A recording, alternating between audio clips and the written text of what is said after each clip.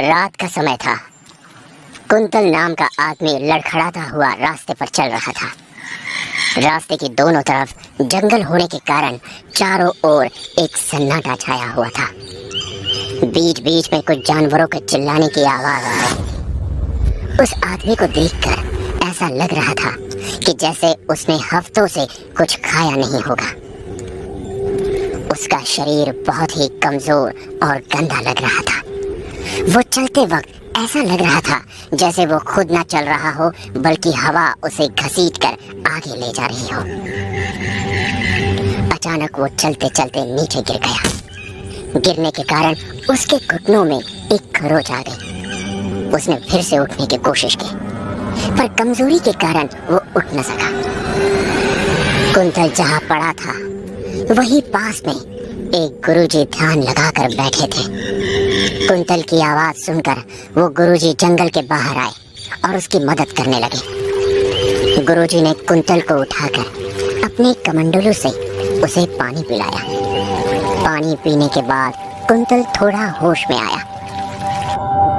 कौन हो तुम बेटा, और इतनी रात गए यहाँ इस जंगल में क्या कर रहे हो?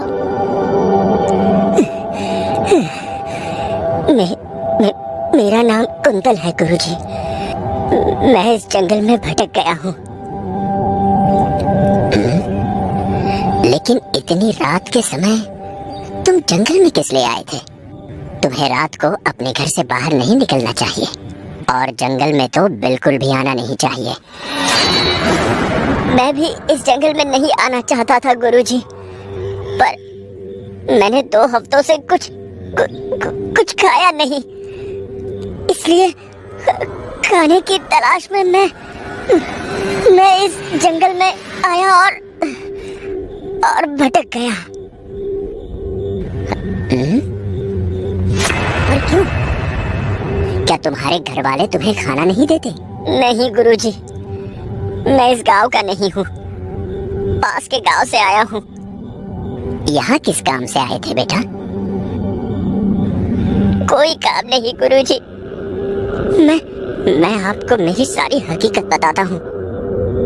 कुंतल गुरुजी को अपने साथ घटा हुआ हादसा सुनाने लगा।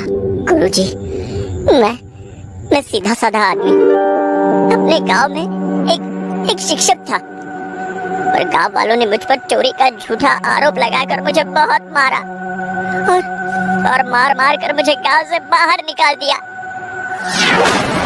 मैं भी चुपचाप उस गांव से निकलकर यहाँ इस गांव में चला आया, पर यहाँ भी मेरी मदद किसी ने नहीं की गुरुजी।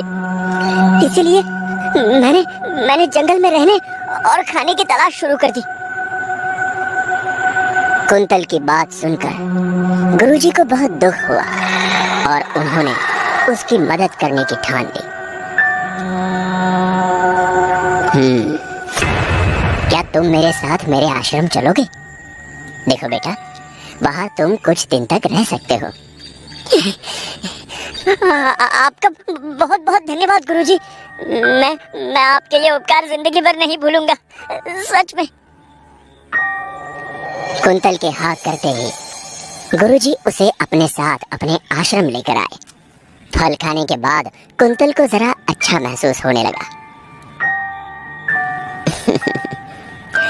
अगर तुम्हारा खाना हो गया हो तो तुम यही सो जाओ, ठीक है? मैं भी वहां सोने जा रहा हूँ।